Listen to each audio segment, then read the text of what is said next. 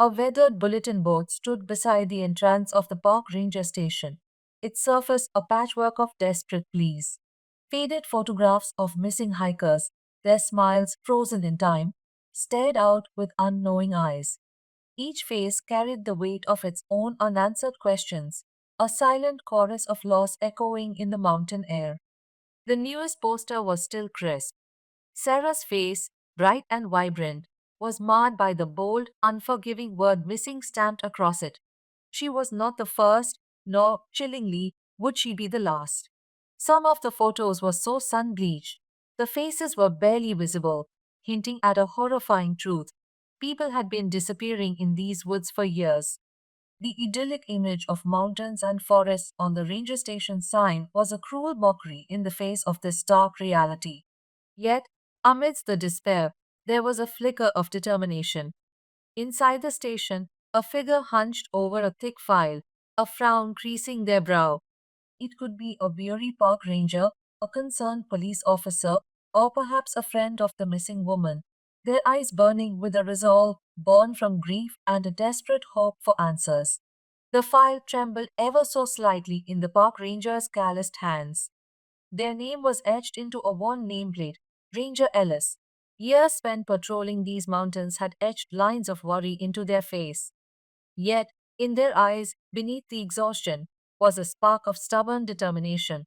Ellis wasn't merely reading the reports of missing hikers. They were sifting through the faces of people they might have passed on the trail, given a friendly wave to, exchanged a bit of pleasant conversation with. The photo of Sarah, so jarringly new among the faded ones, burned itself into Ellis' memory.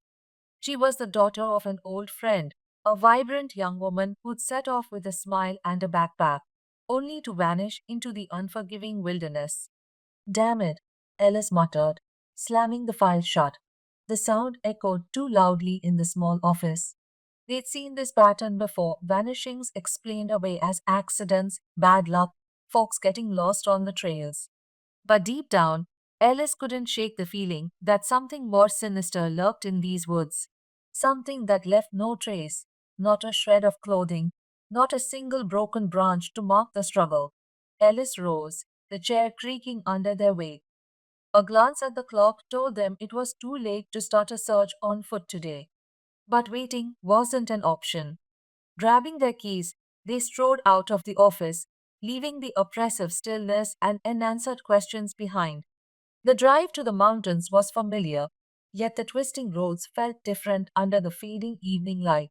Each shadow cast by the trees seemed to hold a hidden menace. The usual symphony of crickets and frogs in the surrounding fields seemed muted, replaced by an unnatural hush that sent a chill down Ellis' spine. They weren't merely driving to a trailhead. They were driving towards a confrontation with the unknown, a battle against a darkness that was no longer just a suspicion, but a horrifying reality. Alice focused on the area Sarah had last been seen, retracing the route she'd likely taken. They scanned the undergrowth, searching for anything out of the ordinary. A scuff mark on the soft ground, a broken branch, a shred of fabric clinging to a thorn bush. Anything to indicate Sarah hadn't simply become lost, but that something far more sinister had taken place. The silence was oppressive. The usual symphony of the forest had been reduced to a few hesitant bird songs, isolated and brittle. It wasn't merely silence, but the absence of something, a vibrant energy that was no longer there. Ellis knew these woods were predators' territory, filled with creatures hunting and being hunted. But this stillness felt different, a predator holding its breath, watching. A twig snapped behind them. Ellis whirled, hand instinctively reaching towards the radio at their hip. Nothing, only the swaying leaves, a single squirrel scampering along a branch. But the moment had broken the oppressive silence. Slowly, tentatively, the sounds of the forest began filtering back, a cautious chirp, the breeze rustling through the leaves. Still, the underlying unease remained, an echo of the unnatural silence, a chilling reminder that danger lurked nearby. With renewed trepidation, Ranger Ellis continued. Their boots crunched softly on the damp earth, the rhythmic sound the only punctuation in the oppressive silence of the woods. Sunlight, filtered through a dense canopy of leaves, cast a dappled pattern on the forest floor. Gone was the usual symphony of chirping birds and rustling leaves. Even the playful scamper of squirrels seemed muted today. Alice scanned their surroundings with a practiced eye. They knew these woods well, the towering pines, the tangled undergrowth, the hidden streams, all familiar companions. Yet, today, the comfort of routine was replaced by a gnawing unease. They were searching for Sarah, the daughter of a dear friend, and the chilling reality of the situation hung heavy in the air. Reaching the spot where Sarah's backpack had been found, Alice knelt, examining the disturbed earth. There were no clear signs of struggle, no footprints suggesting a panicked flight. It was as though Sarah had simply vanished into thin air. A shiver ran down their spine despite the warmth of the afternoon sun. Suddenly, a flicker of movement in the corner of Alice's eye caught their attention. They whipped their head around, heart hammering against their ribs. A flash of obsidian glinted amongst the dense foliage, gone before they could be certain of what they saw. Just a trick of the light, perhaps. Alice rose slowly, hand instinctively reaching for the reassuring weight of the radio on their hip. But before they could activate it, a crow landed on a low branch nearby. Its head cocked at an unnatural angle. It seemed to stare at them with an unsettling intensity. The crow's caw, usually a harsh, familiar sound, came out as a guttural rasp, sending another shiver down Alice's spine. The crow took flight, its black wings flapping heavily as it disappeared deeper into the woods. Alice stood there, the silence returning, thicker and more oppressive than before. Was it just their imagination, or did the air itself seem to crackle with unseen energy? A low growl, almost inaudible, yet sending a primal jolt of fear through them, seemed to rise from the very heart of the forest. Ellis forced down the rising tide of fear and continued their search, scanning the forest floor with renewed determination. A glint of something unnatural amidst the fallen leaves caught their eye. They knelt, pushing aside a brittle layer of leaves, and the knot in their stomach tightened. It was a single bone, long, curved, and stained with a rust like substance that couldn't possibly be blood. It was far too large to belong to any deer or coyote that roamed these woods. Its sheer size hinted at a creature larger and more powerful than Ellis was comfortable admitting existed. For a heartbeat, time seemed to stutter. They could hear their own pulse throbbing in their ears, a harsh counterpoint to the unnatural stillness. Their hand hovered near the radio, their fingers twitching. Should they call for backup, retreat, and return with a larger group?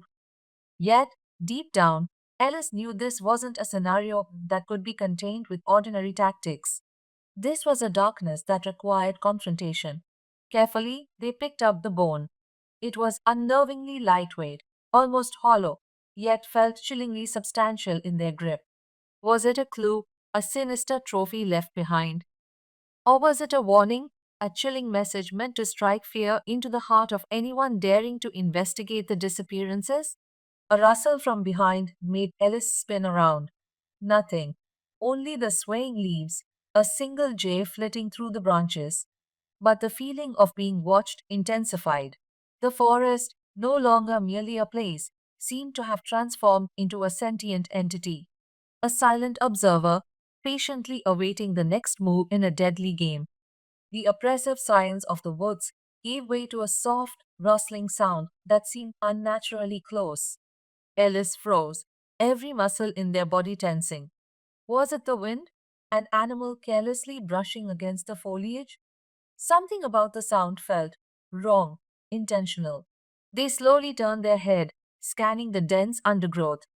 The shadows seemed to cling to the base of the trees, deeper and darker than usual. A shiver slithered down their spine, the hair on their neck prickling in instinctive alarm. And then they saw it. Between the gnarled roots of a towering oak, two pinpoints of crimson light gleamed, impossibly bright, unmistakably malevolent. It blinked once, the chilling light seemingly searing into Alice's very soul, and then the darkness pulsed and the eyes were gone. Whatever doubts Alice had harbored shattered into icy fragments. There was something monstrous lurking in these woods, something that had been watching them, hunting them. No animal possessed such a terrifying intelligence. This was an ancient predator, and Alice had just been marked as its prey. The signs shattered. Alice's radio crackled to life, the sound jarringly loud after the oppressive hush of the forest. A frantic voice crackled through the static. It was dispatch. Ranger Ellis? Come in, Ranger Ellis. The voice sounded distant, almost irrelevant compared to the horror that was unfolding around them. Before they could respond, another voice cut through the static, choked with sobs. Sarah's mother. It was barely a plea, more the shattered cries of a woman who already knew, deep in her heart, that her daughter was gone. A wave of despair washed over Ellis, mingling with the lingering adrenaline and fear. It was a heartbreaking sound, cutting through the primal terror of the forest. Ellis had to get out of there, had to confront the human tragedy back in the world of towns and roads and flickering streetlights. For a moment, the darkness retreated, replaced by the image of a woman's tear-streaked face, a face filled with a grief that was perhaps even more horrifying than the creature lurking in the shadows.